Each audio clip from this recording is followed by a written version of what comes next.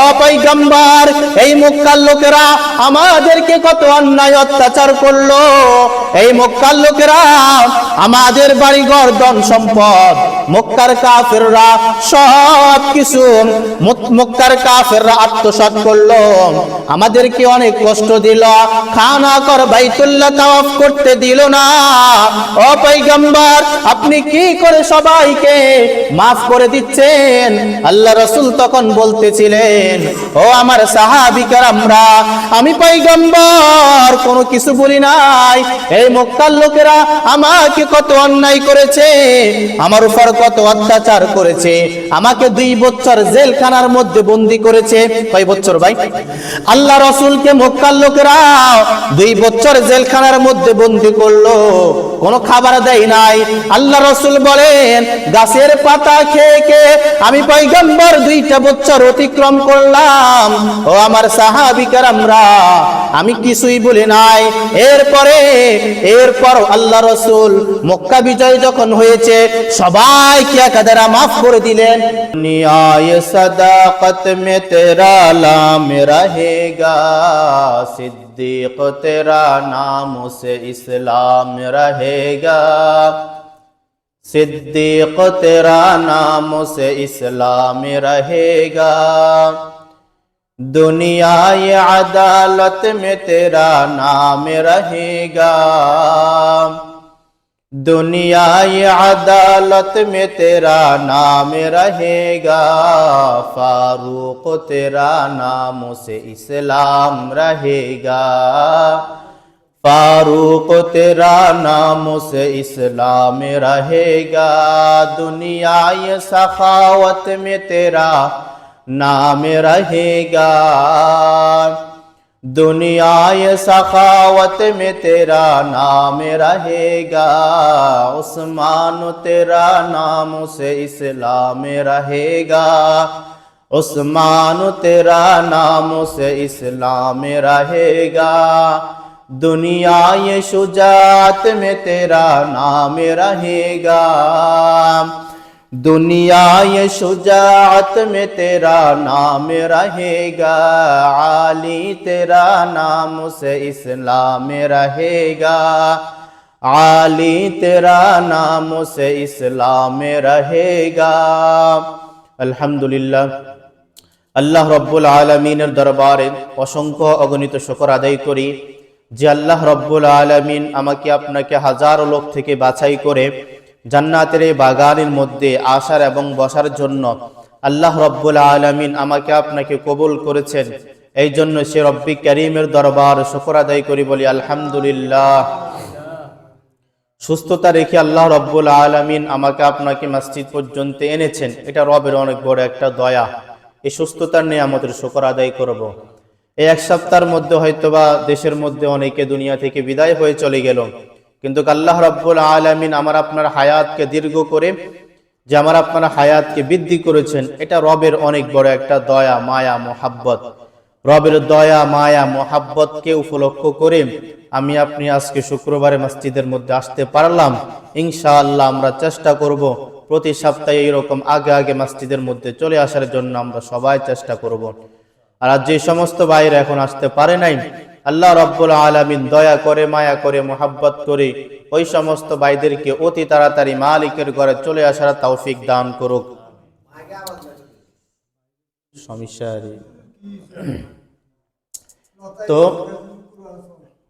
তো আমরা বিষয়ভিত্তিক আলোচনা করার জন্য আমরা চেষ্টা করব যে যেহেতু সামনে আমাদের অনেক বিষয়বস্তু আছে ইনশাআল্লাহ, যেহেতু ডিসেম্বর মাস চলতেছে, ডিসেম্বর মাসে অনেকগুলো দিবস আছে না ভাই? অনেকগুলো আমাদের আপনার গণতান্ত্রিক অনেকগুলো দিবস থাকে, যেমন 16 ডিসেম্বর একটা দিবস থাকে না, বিজয় দিবস, এরকম একটা দিবস থাকে। তো দিবসগুলো যেহেতু আমাদের সামনেই, একেবারে সোমবারে 16 ডিসেম্বর পরে, তো এই উপলক্ষে বিজয় দিবসে আমাদের করণীয়টা কি? বিজয় দিবসের আমাদের করণীয়টা কি, বর্জনীয়টা কি?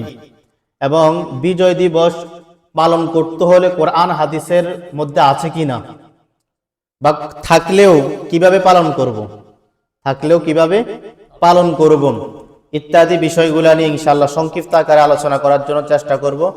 আর একটা বিষয়ে নিয়ে আলোচনা করব যদি সময় থাকে ইনশাআল্লাহ। তাহলে বিজয় দিবস, 16ই ডিসেম্বর বিজয় দিবস, কোরআন হাদিসের মধ্যে একটা বিজয় দিবস আছে। সেই বিজয় দিবস হচ্ছে মক্কা বিজয়। কি বিজয়? মক্কা বিজয়।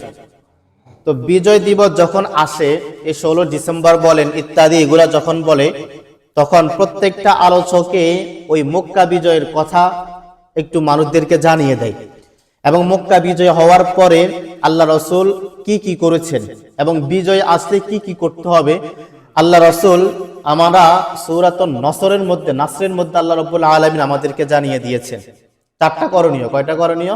বিজয়ের 4টা করণীয়। এর আগে আমরা সংক্ষিপ্ত আকারে একটা মক্কা বিজয়ের একটু হিস্টোরি আমরা জেনে নিই, কিভাবে মক্কা বিজয় হয়েছে। এরপরে বিজয় আসলে আমাদের করণীয়টা কি আমরা সংক্ষিপ্ত আলোচনা করার জন্য চেষ্টা করব। দিনের নবী, মায়ার নবী, রাহমাতুল লিল আলামিন, আল্লাহ যখন তিনাকে আদেশ করে দিলেন, ও পয়গম্বর, এবার তুমি মক্কা থেকে মদিনার মধ্যে হিজরত করো। আল্লাহ রাসূল আল্লাহর হুকুম পাইয়া সাহাবী কেরামদেরকে ঘোষণা করে দিলেন, ও আমার সাহাবীরা, আল্লাহর আদেশ, আমি মক্কা থেকে মদিনার মধ্যে হিজরত করতে হবে, মক্কা থেকে মদিনার মধ্যে চলে যাইতে হবে। দিনের নবী, মায়ার নবী, রাহমাতুল লিল আলামিন, চোখের মধ্যে পানি চলে আসলো। দিনের নবী, মায়ার নবী কান্না করতেছিলেন, নিজের জন্মভূমি ত্যাগ করে মদিনার মধ্যে চলে যাবে। দুনিয়ার জমিনের মধ্যে মানুষ যখন দেশ থেকে অন্য দেশে চলে যায় তখন কিন্তু অন্তরের ভিতর অনেক ব্যথা আসে না ভাই?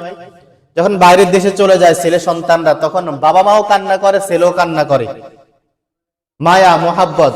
তো আল্লাহ রসুলও নিজের জন্মভূমি যে মক্কা নগরীতে আল্লাহ রসুল জন্ম হয়েছে এবং যে মক্কার মধ্যে বাইতুল্লাহ রয়েছে, এসব কিছু বাদ দিয়ে, বাইতুল্লাহকে বাদ দিয়ে আল্লাহ রসুল মদিনার মধ্যে যাবেন, আল্লাহ রসুল বরদাস্ত করতে পারতেছেন না, শুধু কান্না করতেছেন। রাসূল আকরাম সাল্লাল্লাহু আলাইহি ওয়াসাল্লাম যখন মদিনার দিকে রওনা করলেন, পিছন দিকে শুধু তাকায়, বাইতুল্লাহর দিকে তাকায়, মক্কার দিকে তাকায়, আহা মদিনা থেকে মদিনার মধ্যে চলে যাইতেছি, আল্লাহর ঘর ছেড়ে আমি মদিনার মধ্যে চলে যাইতেছি, আমার অন্তরের ভিতরে অনেক ব্যথা। আল্লাহ রাসূল শুধু কান্না করতেছিলেন। যখন মদিনার মধ্যে চলে গেলেন, কয়েকদিন যাওয়ার পর সাহাবী কেরামরা আল্লাহ রাসূলকে বলেন যে, ও পয়গম্বর, মক্কা যেতে মন চায়, মদিনার মধ্যে আর থাকতে মন চায় না।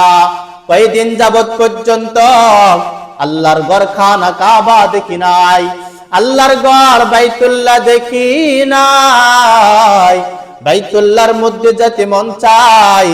আল্লাহ রাসূল সাহাবী কেরামদেরকে বলেন যে, ও আমার সাহাবী কেরামরা, তোমরা কি জানো না তোমাদের অন্তরের থেকে আমার অন্তরের ভিতরে বাইতুল্লাহর মোহাব্বত কিন্তু অনেক বেশি। তোমরা যে পরিমাণ বাইতুল্লাহকে মোহাব্বত করো, ও আমার সাহাবী কেরামরা, তোমরা যে পরিমাণ আল্লাহর ঘর খানা কাবাকে মোহাব্বত করো, এর থেকে হাজার কোটি গুণ আমি নবীর মোহাব্বত অন্তরের ভিতরে আছে।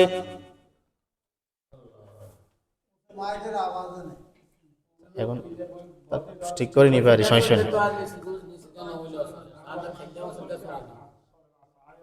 ভিতরটা চলো, সমস্যা নেই, ভিতরটা চললে চলবে।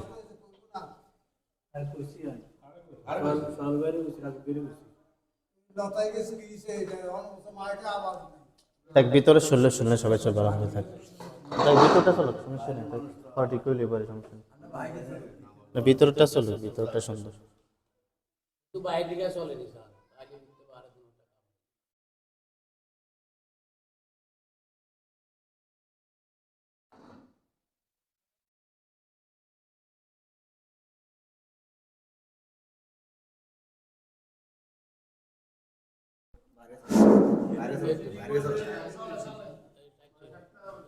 আওয়াজটা আনে শুধু। তা আল্লাহ রসুল কি করেছিলেন? ভিতরটা চলো, তাহলে গলা আবার টানে না, এমনি দিলে শুধু গলার আওয়াজ টানে, 5 মিনিটে গলা ভাঙি যায়, তা বুঝেন নাই? আমি তো এদিক সেদিন নড়াচড়া করি না, তো আমি কি ডাইরেক্ট এমনি কথা বলুন নাকি? এমনি কথা বললে তো একটা ইয়ে হয়েছে,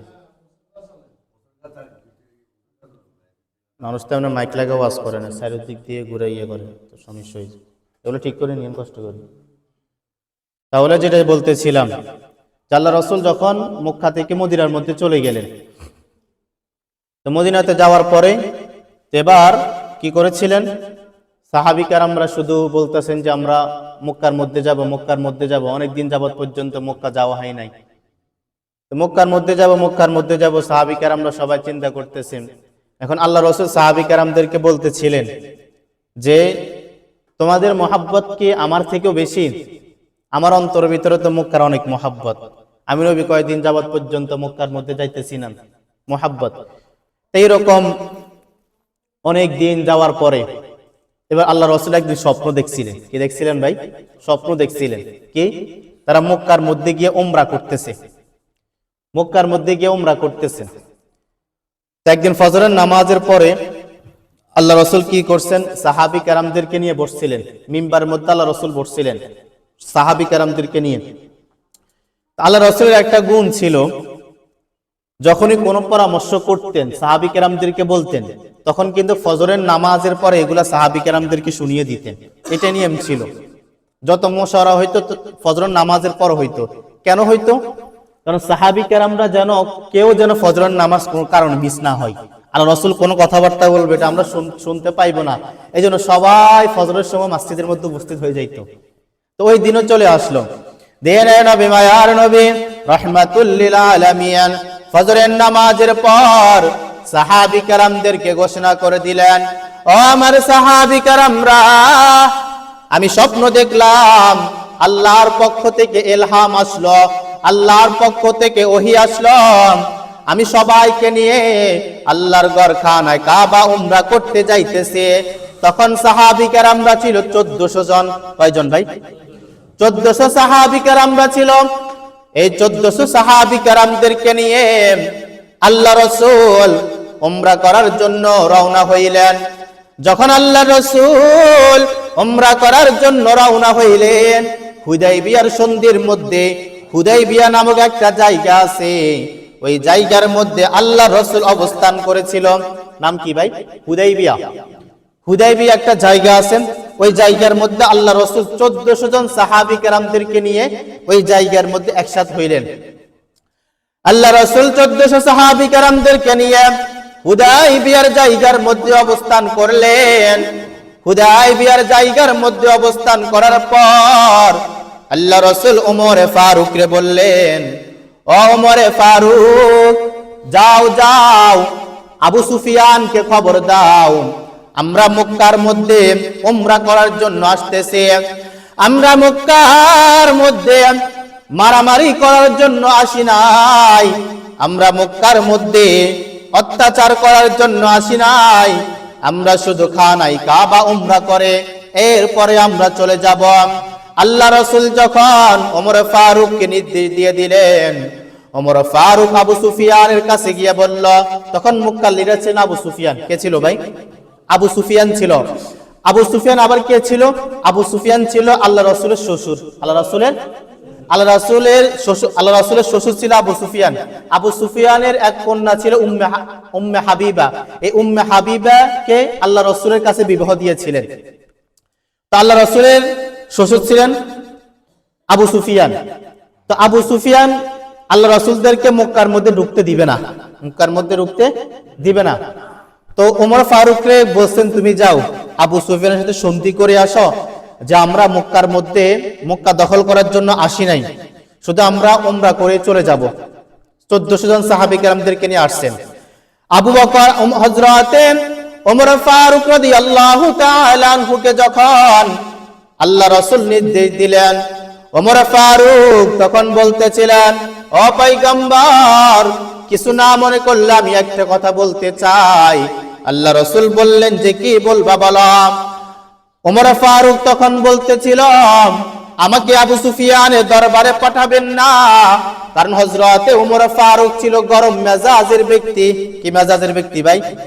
আপনি আমাকে নির্দেশ দিয়েছেন, ওই নির্দেশ যদি আমি আবু সুফিয়ানের কাছে গিয়ে বলি, আবু সুফিয়ান যদি অস্বীকার করে, তাহলে কিন্তু সেই জায়গার মধ্যে আমি ওমর সহ্য করতে পারবো না, ওই অবস্থার মধ্যে যুদ্ধে লেগে যাবে। ও পয়গম্বর, আপনি আমি ওমরকে না পাঠাইয়া আপনি হযরতে ওসমানকে পাঠান। কাকে পাঠান ভাই? হযরতে ওসমান রাদিয়াল্লাহু তাআলা আনহুকে পাঠান, কারণ ওসমান ছিল নরম দিলের অধিকারী। আল্লাহ রাসূল বললেন, ঠিক আছে ও ওসমান, তুমি যাও আবু সুফিয়ানের কাছে গিয়ে সন্ধি করে আসো। আমরা মক্কা দখল করার জন্য আসি নাই, খানা কর বাইতুল্লাহ তাওয়াফ করে আমরা এরপরে চলে যাব। ওসমান রাদিয়াল্লাহু তাআলা আনহু যখন আবু সুফিয়ানের দরবারে গেলেন, আবু সুফিয়ানকে যখন সমস্ত বিষয় বললেন, আবু সুফিয়ান তখন বলতেছিলেন, না, মুহাম্মদকে মক্কার মধ্যে আসতে দেওয়া হবে না, তোমরা মক্কার মধ্যে আসতে পারো, কিন্তু মুহাম্মদ মক্কার মধ্যে আসতে পারবে না। মুহাম্মদ মক্কার মধ্যে 1400 সাহাবী কেরামদেরকে নিয়ে আসছো, তোমরা 1400 সাহাবী কেরাম আসো, কিন্তু মুহাম্মদ আসতে পারবে না। ওসমান রাদিয়াল্লাহু তাআলা বললেন যে নবীর জন্য আমরা ইসলাম গ্রহণ করলাম এবং যে নবীর জন্য আমরা আল্লাহকে চিনলাম, ওই নবী যদি বাইতুল্লাহর মধ্যে না আসে, তা আমাদের আর বাইতুল্লাহ তাওয়াফ কি হবে, উমরা কি হবে? আমরা নবী ছাড়া কখনোই বাইতুল্লাহর মধ্যে মক্কার মধ্যে ঢুকতে পারবো না। এই দিক দিয়ে ইবলিস কি করেছে, শয়তান কি করেছে, আল্লাহ রাসূলের মধ্যে একটা ফেস লাগিয়ে দিয়েছেন। সেটা কি? শয়তান মক্কার মধ্যে ছিলেন, ইবলিস। ইবলিস বলতে একটা জাতি আছে। তো এই ইবলিস কি করেছিল, হুদায়বিয়া সন্ধির মধ্যে গিয়ে যেই জায়গার মধ্যে আল্লাহ রাসূল অবস্থান করতেছিল, ওই জায়গার মধ্যে ইবলিস গিয়ে কান্না করতেছেন। আল্লাহ রাসূল তখন তাকে জিজ্ঞেস করলেন যে মানুষের আকৃতি অন্য সেনা ধরে আসছিলেন নারী। তা আল্লাহ রাসূল জিজ্ঞেস করলেন, তুমি কেন কান্না করো? বলে, আমি আপনাকে বললাম আপনি বিশ্বাস করবেন কিনা, আমি মক্কা থেকে মাত্র আসলাম, আবু সুফিয়ান আপনার প্রিয় সাহাবী ওসমানকে হত্যা করে ফেলছে। এটা কিন্তু মিথ্যা অপবাদ ছিল, মিথ্যা। এমনি কিন্তু হত্যা করে নাই। হত্যা কি ভাই? করে নাই। এই কথা শুনে আল্লাহ রাসূল কান্না শুরু করে দিলেন। দিনের নবী, মায়ার নবী রাহমাতুল লিল আলামিন যখন শুনতে পাইলেন আবু সুফিয়ান হযরতে ওসমানকে হত্যা করে ফেললো, এরপরে আল্লাহ রাসূল ওই জায়গার 1400 সাহাবী কেরামদেরকে নিয়ে একসাথ হইলেন আর ঘোষণা করে দিলেন, ও আমার সাহাবী কেরামরা, তোমরা শুনো, আবু সুফিয়ান আমার উসমানকে হত্যা করে ফেলেছে। ও আমার সাহাবী কেরামরা, আমরা আবু সুফিয়ানে আমরা উসমানের হত্যার বদলা না নিয়ে আমরা মদিনার মধ্যে ফিরে যাব না। আমরা কি করব না ভাই? আমরা মদিনার মধ্যে ফিরে যাব না। ও আমার সাহাবী কেরামরা, তোমরা আমি নবীর হাতে বায়াত গ্রহণ করো। তখন সমস্ত সাহাবী কেরামরা আল্লাহ রাসূলের হাতে হাত রেখে বায়াত গ্রহণ করেছে। ওইটাই ছিল ইসলামের প্রথম বায়াত। কি ছিল ভাই? ওই বায়াতের নামকরণ করা হয়েছে বায়াতে রিদওয়ান। বায়াতে রিদওয়ান নামকরণ করা হয়েছে। আল্লাহ রাসূলের হাতে 1400 সাহাবী কেরামরা বায়াত গ্রহণ করেছিল যে আমরা সকলে ওসমানের হত্যা না নিয়ে মদিনার মধ্যে ফিরে যাব না। এই সংবাদ যখন আবু সুফিয়ানের কানের মধ্যে আসলো, আবু সুফিয়ান তখন ঘোষণা করে দিল, আবু সুফিয়ান সংবাদ পাঠাইলো, ওসমানকে তো আমরা হত্যা করি নাই। ওসমানকে আমরা কি করি নাই? ও মুহাম্মদ, নাও তোমার ওসমানকে তুমি ফিরিয়ে নাও, ওসমানকে আমরা হত্যা করি নাই। এবার আবু সুফিয়ান আল্লাহ রাসূলের কাছে একটি চুক্তি করার জন্য আসছিল, একটা সন্ধির জন্য। কিসের জন্য? সন্ধি মানে চুক্তি করার জন্য আসলো। ঘটনাগুলো অনেক লম্বা, সংক্ষিপ্ত আকারে বলতেছি আরই। একটা সন্ধি করার জন্য আসছিল। সন্ধিটা কি? আল্লাহ রাসূল মক্কার মধ্যে প্রবেশ করতে পারতেছে না, আবু সুফিয়ান ঢুকতে দিতেছে না। আল্লাহ রাসূল সবাই হুদায়বিয়ার জায়গার মধ্যে অবস্থান করতেছেন, একটা জায়গার মধ্যে। তো এই জায়গার মধ্যে আবু সুফিয়ান দূত পাঠিয়েছিল সন্ধি করার জন্য। সন্ধি কি? এক নাম্বার সন্ধি ছিল যে এই বছর আপনারা মক্কার মধ্যে প্রবেশ করতে পারবেন না, মক্কার মধ্যে প্রবেশ করতে পারবেন না। 2 নাম্বার সন্ধি করছেন যে আপনারা যখন মক্কার মধ্যে আসবেন তখন মক্কার কোন ব্যক্তিকে মদিনার মধ্যে নিতে পারবেন না, মদিনার মধ্যে। তবে মদিনার কোন ব্যক্তি যদি মক্কার মধ্যে আসতে চাই তাহলে মক্কার মধ্যে তাকে রেখে দেওয়া হবে, আপনি কিছু বলতে পারবেন না, আপনি মোহাম্মদ কি বলতে পারবেন না, কিছু বলতে পারবে না।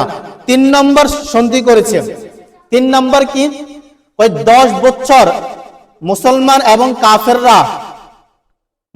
এবং কাফেররা ব্যবসা বাণিজ্য করবে, কেউ কাউকে দ্বীনের দাওয়াত দিতে পারবে না, কেউ কাউকে কি করতে পারবে না, দ্বীনের দাওয়াত করতে পারবে না।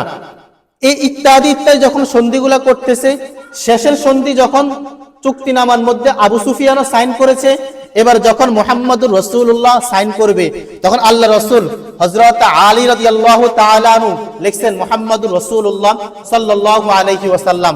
আবু সুফিয়ান এবার বলতেছে, ভাই মুহাম্মদের নামে দিয়ে রাসূলুল্লাহ লেখা যাবে না, কি করা যাবে না, মুহাম্মদুর রাসূলুল্লাহ লেখা যাবে না। যখন হযরত আলী লিখতেছিল মুহাম্মদুর রাসূলুল্লাহ, আবু সুফিয়ান বলতেছিল মুহাম্মাদের শেষ দিয়ে রাসূলুল্লাহ লেখা যাবে না। আল্লাহ রাসূল তখন কান্না করে হযরত আলীকে বলতেছিলেন, ও আলী রাসূলুল্লাহ কেটে যাও। হযরত আলী তখন কান্না করে বলতেছিলেন, ও পয়গম্বর আপনি চাইলে আমার 2 হাত কেটে ফেলেন, এরপরে আমি এই রাসূলুল্লাহ কাটতে পারবো না, এই রাসূলুল্লাহ আমি কি করতে পারবো না, কাটতে পারবো না। ওমর গরম মেজাজের ব্যক্তি, ওমর ঘোষণা করে দিলেন, ও পয়গম্বর আপনি শুধু ঘোষণা করে দেন আমরা 1400 সাহাবী কেরামরা মক্কার আবু সুফিয়ানের সাথে যুদ্ধ করতে প্রস্তুত রয়েছে, আপনি শুধু আমাদেরকে ঘোষণা করে দেন। আল্লাহ রাসূল তখন বলতেছিলেন, ও ওমর আমি মুহাম্মদ তো আমার পক্ষ থেকে কিছুই বলি না যতক্ষণ পর্যন্ত আমার আল্লাহ নির্দেশ না দিবে। আমার আল্লাহ কি করবে ভাই, নির্দেশ না দিবে ততক্ষণ পর্যন্ত আমি কিছুই করতে পারবো না। তখন আল্লাহ রাসূল কি করলেন, রাসূলুল্লাহ নিজে কেটে দিয়েছেন, নিজে নাম কি লিখছেন, মুহাম্মদ ইবনে আব্দুল্লাহ, মুহাম্মদ ইবনে আব্দুল্লাহ, আব্দুল্লাহর বেটা মুহাম্মদ, এই নামটা সাইন দিয়েছেন। এবার ওই একটা চুক্তি ছিল যে 10 বছর মদিনার ব্যক্তিরা আর মক্কার ব্যক্তিরা ব্যবসা বাণিজ্য করবে। এই ব্যবসা বাণিজ্য করতে গিয়ে মদিনার মধ্যে সাহাবী কেরামরা ছিল কতজন ভাই, 1400, কতজন, এই 2 বছরে সাহাবী কেরামরা হয়ে গেল 10,000, কয় হাজার ভাই, 10,000। এবার যখন 10,000 সাহাবী কেরাম হয়ে গিয়েছেন, এবার আবু সুফিয়ানের কাছে সংবাদ গেছেন। তা আবু সুফিয়ান চিন্তা করতেছিল, সন্ধি করলাম 10 বছর, কিন্তু 2 বছরে 10,000 সাহাবী হয়ে গিয়েছে, যদি 10 বছর যদি সন্ধি চুক্তি থাকে তাহলে তো আমাদের পিছনে একটা লোকও থাকবে না, আমাদের তো অবস্থা খারাপ হয়ে যাবে। এবার আবু সুফিয়ান আবার সংবাদ পাঠাইলো যে 10 বছর সন্ধি চুক্তি বাদ, মক্কা মদিনার মধ্যে আর কোনো সন্ধি চুক্তি করা যাবে না, মক্কার ব্যক্তিরা মদিনার মধ্যে যাবে না, মদিনার ব্যক্তিরা মক্কার মধ্যে যাবে না, এরকম একটা আবার আবু সুফিয়ান সন্ধি করতে চেয়েছিল। এবার আল্লাহ রাসূল মানতে পারে নাই, সাহাবী কেরামরা মানতে পারে নাই, একটা গোড়া শক্ত হয়েছে। 14,000 থেকে 1400 সাহাবী কেরাম থেকে 10,000 সাহাবী কেরামরা হয়েছে, এবার একটা শক্তি চলে আসছে না। এবার 2 বছর পরে আল্লাহ রাসূল বললেন যে চলো আমরা মক্কা বিজয় করব। কি বিজয় করব ভাই, যেহেতু 16 ডিসেম্বর বিজয় দিবস, দেখেন আল্লাহ রাসূল মক্কা বিজয় হওয়ার পরে কি করেছেন। আমরা 16 ডিসেম্বর আসলে কি করি, বিজয় আসলে কি করি, আর আল্লাহ রাসূল বিজয় হওয়ার পরে কি করেছেন একটু মিলাই দেখবেন। আরই তো মক্কা বিজয় প্রস্তুত গ্রহণ করলেন, আল্লাহ রাসূল মক্কা বিজয় করার জন্য রওনা দিয়েছেন কয় হাজার সাহাবী কেরামদেরকে নিয়ে, 10,000, কয় হাজার, 10,000 সাহাবী কেরামদেরকে নিয়ে আল্লাহ রাসূল মক্কা বিজয় করার জন্য রওনা করেছেন।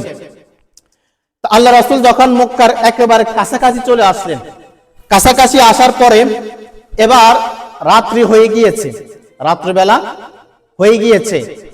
রাত্রি হয়ে যাওয়ার পরে আল্লাহ রাসূল বললেন যে এখন আমরা মক্কার মধ্যে ঢুকবো না, যদি মক্কার মধ্যে ঢুকি তাহলে কিন্তু একটা হট্টগোল তৈরি হয়ে যাবে, সেই জায়গার মধ্যে অনেক ভালো ব্যক্তিগুলা, নারীগুলা, বৃদ্ধ ব্যক্তিগুলা তারা কিন্তু মৃত্যুবরণ হয়ে যাবে তলোয়ারের আঘাতে, ঠিক না ভাই, হয়ে যাবে। আমাদের সমাজের দেখেন রাত্রিবেলায় কিন্তু আল্লাহ রাসূল কোনো এই যুদ্ধ করতেন না, আর আমাদের সমাজের মধ্যে যত যুদ্ধ হয় রাত্রিবেলায় হয়, ঠিক না ভাই, কাউকে যদি গুম করা হয় রাত্রিবেলা করে, দেশের মধ্যে দাঙ্গা হাঙ্গা হয় রাত্রিবেলা করে, ঠিক না ভাই, তখন এই জায়গাগুলোর মধ্যে অনেক ভালো ব্যক্তিগুলা মৃত্যুবরণ করে ফেলে, ঠিক না? মৃত্যুবরণ করে ফেলে। এবার আল্লাহ রাসূল বললেন যে আমরা বীরের বেশে সকালবেলা প্রবেশ করব ফজরের নামাজের পরে। দিনের নবী, মায়ার নবী, রাহমাতুল লিল আলামিন ফজরের নামাজের পর 10,000 সাহাবী কেরামদেরকে নিয়ে মক্কার মধ্যে প্রবেশ করলেন। আবু সুফিয়ান তখন ঘোষণা করে দিলেন, আমরা মক্কা বিজয় ছেড়ে দিলাম, আমরা মক্কা বিজয় ছেড়ে দিলাম, মক্কার কোন ব্যক্তি আর যুদ্ধ করবে না। আবু সুফিয়ান সহ সবাই পালাতে শুরু করলো। সবাই কি করতে লাগলো ভাই? সবাই পালাতে শুরু করলো। আবু সুফিয়ান কিন্তু তখনও মুসলমান হয় না, পরবর্তীতে মুসলমান হয়েছেন আবু সুফিয়ান, মক্কার লিডার ছিলেন। আল্লাহ রাসূল মক্কার মধ্যে ঢুকে সর্বপ্রথম ঘোষণা করে দিলেন, যাও আমি সবাইকে একাধারে মাফ করে দিলাম। আমি কি করলাম ভাই? আল্লাহ রাসূল যখন ফজরের নামাজের পরে মক্কার মধ্যে ঢুকলেন, মক্কা শহরের মধ্যে ঢুকলেন, ঢুকার অনেক বছর পরে, কয়েক বছর পরে মক্কার মধ্যে ঢুকলেন। ঢুকার পরে আল্লাহ রাসূল ঘোষণা করে দিলেন, যাও আমি একাধারে সবাইকে মাফ করে দিলাম। সবাইকে কি করে দিয়েছি? মাফ করে দিয়েছে। আল্লাহ রাসূল যখন মক্কার মধ্যে ঢুকলেন, ঢুকার পরে আল্লাহ রাসূল ঘোষণা করে দিলেন, যাও আমি সবাইকে একাধারে মাফ করে দিলাম। সাহাবী কেরামরা বলতেছিল, ও পয়গম্বর, এই মক্কার লোকেরা আমাদেরকে কত অন্যায় অত্যাচার করলো, এই মক্কার লোকেরা আমাদের বাড়িঘর ধন সম্পদ, মক্কার কাফেররা সব কিছু মক্কার কাফেররা আত্মসাৎ করলো, আমাদেরকে অনেক কষ্ট দিল, খানা কর বাইতুল্লাহ তাওয়াফ করতে দিল না। ও পয়গম্বর, আপনি কি করে সবাইকে মাফ করে দিচ্ছেন? আল্লাহ রাসূল তখন বলতেছিলেন, ও আমার সাহাবী কেরামরা, আমি পয়গম্বর কোনো কিছু বলি নাই, এই মক্কার লোকেরা আমাকে কত অন্যায় করেছে, আমার উপর কত অত্যাচার করেছে, আমাকে 2 বছর জেলখানার মধ্যে বন্দী করেছে। কয় বছর ভাই? আল্লাহ রাসূলকে মক্কার লোকেরা 2 বছর জেলখানার মধ্যে বন্দী করলো, কোনো খাবার দেয় নাই। আল্লাহ রাসূল বলেন, গাছের পাতা খেয়ে খেয়ে আমি পয়গম্বর 2টা বছর অতিক্রম করলাম। ও আমার সাহাবী কেরামরা, আমি কিছুই বলি নাই। এরপর আল্লাহ রাসূল মক্কা বিজয় যখন হয়েছে, সবাইকে একাধারে মাফ করে দিলেন। কি করলেন ভাই? সবাইকে একাধারে আল্লাহ রাসূল মাফ করে দিলেন। যখন আল্লাহ রাসূল সবাইকে মাফ করে দিলেন, তখন এই জায়গার মধ্যে একটা ঘটনা ঘটেছিল। আবার আবু সুফিয়ান মক্কার সমস্ত ব্যক্তিগুলাকে বলে দিল, ওই মুহাম্মদ যখন মক্কার মধ্যে ঢুকবে সবাইকে হত্যা করে ফেলবে। সবাইকে কি করে ফেলবে? এজন্য সবাই পালিয়ে যাও। সবাই কি করো? পালিয়ে যাও। তখন একটা বৃদ্ধা মহিলা, দেখেন আল্লাহ রাসূল কি পরিমাণ রাহমাতুল লিল আলামিন। তখন একটা বৃদ্ধা মহিলা তার মাথার মধ্যে একটা বস্তা নিয়ে পাহাড়ের মধ্যে চলে যাইতে লাগলো, পালিয়ে যাবে, আরে মুহাম্মদ দেখলে হত্যা করে ফেলবে, মেরে ফেলবে। একটা বৃদ্ধা মহিলা আরই। তো যখন ওই বৃদ্ধা মহিলাটা আল্লাহ রাসূলের সামনে দিয়ে যাচ্ছিলেন, যাওয়ার পরে আল্লাহ রাসূল বললেন যে তুমি দাঁড়াও। ও বৃদ্ধা মহিলা, তুমি দাঁড়াও, তুমি কই যাচ্ছ? কয় যে, ও যুবক, তুমি শুনে রাখো, মুহাম্মদ নাকি মক্কার মধ্যে ঢুকে গিয়েছে, সবাইকে একাধারে হত্যা করে ফেলবে, এজন্য আমরা সবাই পালিয়ে যাচ্ছি। আমরা সবাই কি? অথচ মুহাম্মদের সামনে দাঁড়িয়ে আছে, মুহাম্মদ রাসূলুল্লাহ সাল্লাল্লাহু আলাইহি ওয়াসাল্লামের সামনে দাঁড়িয়ে এই বৃদ্ধা মহিলা এই সমস্ত কথাবার্তাগুলো বলতেছিল।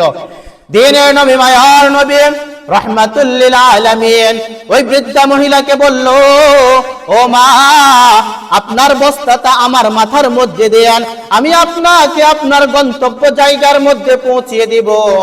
আল্লাহ রাসূল ওই বৃদ্ধা মহিলার বস্তাটা নিজের মাথার মধ্যে নিয়ে ওই পাহাড়ের চূড়ার মধ্যে দিয়ে আসলো। এবার আল্লাহ রাসূল বলতেছিল যে, ও মা, আপনি কি কখনো মুহাম্মদকে দেখছেন কিনা? আপনি কখনো কি মুহাম্মদকে দেখছেন কিনা? না দেখেই কি মুহাম্মদের ব্যাপারে আপনি মন্তব্য শুরু করলেন যে মুহাম্মদ মক্কার মধ্যে ঢুকে সবাইকে হত্যা করে ফেলবে। ওই বৃদ্ধা মহিলা তখন বলতেছিল, না না, আমি মুহাম্মদকে কখনো দেখি নাই, আমি আবু সুফিয়ানের কাছ থেকে শুনেছি মুহাম্মাদের হৃদয় নাকি অনেক পাষাণ, মুহাম্মদ নাকি মক্কার মধ্যে ঢুকে সবাইকে একাধারে হত্যা করে ফেলবে, একাধারে হত্যা করে ফেলবে। এবার আল্লাহ রাসূল সাল্লাল্লাহু আলাইহি ওয়াসাল্লাম আর সহ্য করতে না পেরে ওই মহিলাকে বলতেছিলেন যে, ও মা, এখন যেই মাত্র তোমার এই টুকরিটা, তোমার বস্তাটা যেই মাথাত করে নিয়ে এই পর্যন্ত আসলো, এই হলো মুহাম্মাদুর রাসূলুল্লাহ সাল্লাল্লাহু আলাইহি ওয়াসাল্লাম। ওই বৃদ্ধা মহিলা তখন বলতে লাগলো, ও যুবক, ও মুহাম্মদ, তুমি আমাকে কালিমা পড়াও, মুসলমান বানিয়ে দাও, মুসলমান বানিয়ে দাও। আল্লাহ রাসূল যখন মক্কার মধ্যে ঢুকলেন তখন সবাইকে একাধারে ক্ষমা করে দিয়েছেন। একাধারে কি করেছেন? সবাইকে ক্ষমা করে দিয়েছেন, সবাইকে মাফ করে দিয়েছেন আল্লাহ রাসূল। এখন যখন মক্কা বিজয় হয়েছে, মক্কা বিজয় হয়েছে, এবার মক্কা বিজয় হওয়ার পরে আল্লাহ রাসূল কয়েকটা কাজ করেছেন। কয়েকটা কি করেছেন? বিজয় এসেছে তো বিজয় শুকর আদায় করার দরকার আছে কিনা ভাই? শুকর আদায় করার দরকার আছে। আল্লাহ রাসূল কয়েকটা কাজ করেছেন, এই কাজগুলা সূরাতুন নাসরের মধ্যে আল্লাহ রাব্বুল আলামিন সেগুলা জানিয়ে দিয়েছেন। সেগুলা কি করেছেন ভাই? দেখেন, আমাদের যে বিজয় দিবস আছে বাংলাদেশের মধ্যে 16 ডিসেম্বরে যে বিজয় দিবসগুলা উদযাপন করা হয়, এই দিবসগুলা কোরআন হাদিসের সাথে একটারও মিল নাই, একটারও কি নাই? মিল নাই।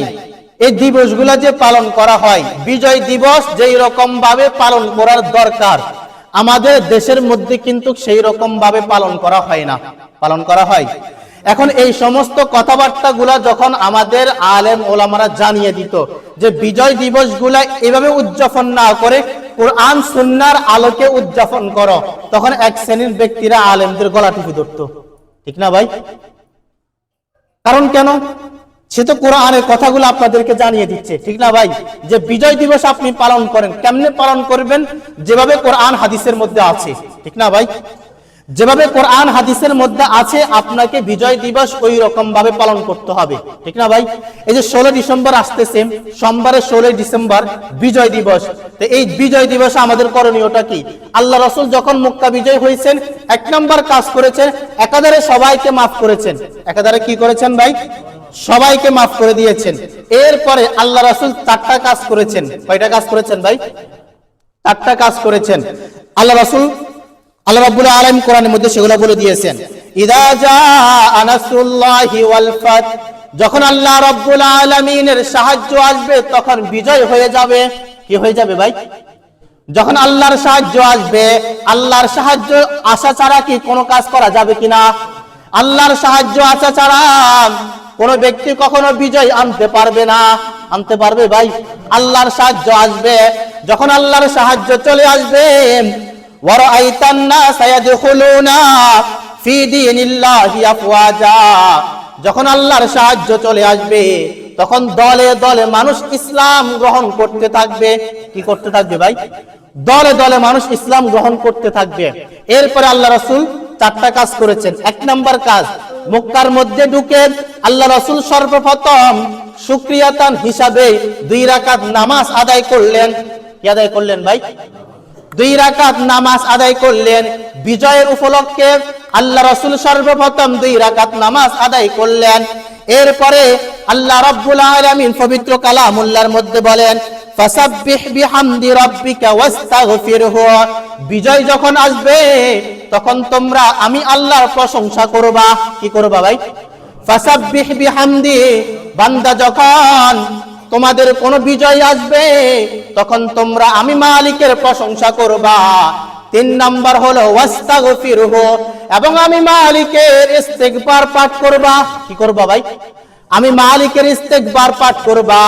3 নাম্বার হলো ইন্নাহু কানা তাওয়াবা, ও বান্দা বিগত দিনগুলোতে যা কিছু করেছো না করেছো সব কিছুর জন্য আমি মালিকের কাছে তাওবা করবা। কি করবা ভাই? আমি মালিকের কাছে তাওবা করবা। তাহলে বিজয়ের উপলক্ষে আমাদের করণীয় কয়টা ভাই? চারটা। এক নম্বর শুকরিয়াতান হিসাবে আল্লাহর কাছে নামাজ আদায়, 2 রাকাত পড়ে নামাজ আদায় করা। কয় রাকাত ভাই? 2 রাকাত। 2 নম্বর বিজয় দিবসের উপলক্ষে আমাদেরকে রবের প্রশংসা করা। রবের কি করা? তাসবিহাতগুলো পাঠ করা। 3 নম্বর ইস্তেগফার করা। 3 নম্বর কি করা? ইস্তেগফার করা।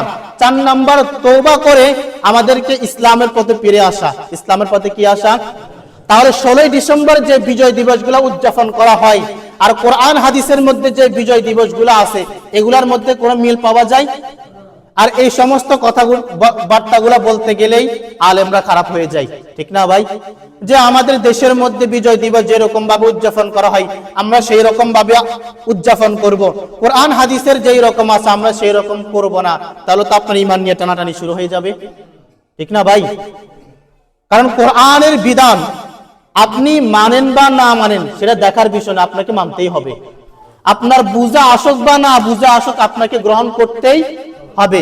আপনি যদি বলেন যে 16 ডিসেম্বর বিজয় দিবস আমাদের গণতান্ত্রিক ভাবে যেই রকম ভাবে আদায় করা হয় আমরা সেই রকম ভাবে আদায় করব, আর কোরআন হাদিসের মধ্যে বিজয় দিবস যেই রকম আছে আমি সেই রকম পালন করব না, তাহলে তো আপনি কোরআন বিদ্বেষী। আপনি কোরআন বিদ্বেষী না ভাই?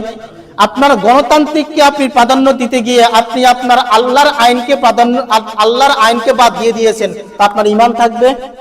আপনার তো ঈমান থাকবে না। তাহলে আমরা 16 ডিসেম্বর বলেন বিজয় দিবস বলেন সেগুলা কোরআন সুন্নাহর আলোকে পালন করার জন্য চেষ্টা করব। রাজি আছি তো ইনশাআল্লাহ ভাই? 4টা করবে বিজয় দিবসে। কয়টা করণীয়? 1 নম্বর আল্লাহ রাসূল মক্কা বিজয় হয়েছেন, 2 রাকাত নামাজ আদায় করছেন। 3 নম্বর আল্লাহ রাসূল কি করেছেন? আল্লাহ রাসূল আল্লাহর তাআলার প্রশংসা আদায় করছেন, তাসবিহাতগুলো পাঠ করেছেন। 3 নম্বর ইস্তিগফার করেছেন। 4 নম্বর তওবা করেছেন। কি করেছেন ভাই? তওবা করেছেন। আল্লাহ রাব্বুল আলামিন বিজয় দিবসে 16 ডিসেম্বর বলেন যা কিছু বলেন সবগুলোর মধ্যে আল্লাহ রাব্বুল আলামিন কোরআন সুন্নাহ মতন পালন করার তৌফিক দান করুক। এই পর্যন্ত কথাবার্তাগুলো বলে আল্লাহ পাক আমাকে আপনাকে বুঝার এবং আমল করার তৌফিক দান করুক। আরেকটা বিষয় নিয়ে বলি যে গত সপ্তাহে আমাদের যারা লিখছেন এরা কিন্তু এখনো টাকাগুলা কিন্তু দেন নাই, তো চেষ্টা করবেন যেহেতু লিখিয়েছেন দিয়ে দেওয়ার জন্য চেষ্টা করবেন যেহেতু লিখছেন। আর একটা বিষয় হলো যে ভাই যেহেতু মাদ্রাসা একটা মাদ্রাসা এলাকার মধ্যে হয়েছে, তো একটা মাদ্রাসা যখন এলাকার মধ্যে হয় আবার ওই মাদ্রাসা বন্ধ হয়ে যাওয়া এটা কিন্তু আল্লাহর পক্ষ থেকে একটা আযাব। পক্ষ থেকে কি ভাই? আযাব। তো কোরআন হাদিসের মধ্যে দেখলে দেখা যায় যে মসজিদ হচ্ছে আল্লাহর ঘর। মসজিদ কার ঘর? আল্লাহর ঘর। আর মাদ্রাসাকে বলা হয় আল্লাহ রাসূলের ঘর। কার ঘর ভাই? আল্লাহ রাসূলের ঘর। তো দ্বীনি প্রতিষ্ঠান যেহেতু হয়েছে তো দ্বীনি প্রতিষ্ঠানের সাথে সবাই সংযুক্ত থাকার জন্য চেষ্টা করবেন। দ্বীনি প্রতিষ্ঠান ছোট হোক বড় হোক তো সবাই চেষ্টা করবেন যে দ্বীনি প্রতিষ্ঠান কখনো যেন বন্ধ না হয়ে যায়, বন্ধ যেন এই দিক দিয়ে চেষ্টা করবেন যে একটা দ্বীনি প্রতিষ্ঠান বন্ধ হয়ে যাওয়া মানে এলাকার মধ্যে আযাব আসা। কোরআন হাদিস যে মাদ্রাসাগুলোর মধ্যে পাঠ করা হয় শিক্ষা করা হয় ওই মাদ্রাসাগুলো যেন কখনোই বন্ধ যেন না হয়ে যায়, বন্ধ যেন না হয়ে। তো এজন্য যতটুকু পদক্ষেপ করার দরকার প্রয়োজন হয় সবাই সহযোগিতা করবেন যেন দ্বীনি প্রতিষ্ঠান যেন বন্ধ না হয়ে যাওয়া, তাহলে বুঝবেন যে এটা আল্লাহর পক্ষ থেকে একটা আযাব। সবাই চেষ্টা করবেন যে কোনো মাদ্রাসা যেন বন্ধ না হয়, মাদ্রাসা ছোট হোক বড় হোক যেন কোনো মাদ্রাসা বন্ধ না হয়ে যাওয়া এটা আল্লাহর পক্ষ থেকে একটা আযাব। আল্লাহ রাব্বুল আলামিন দ্বীনি প্রতিষ্ঠানের সাথে সবাইকে সংযুক্ত হওয়ার তৌফিক দান করুক।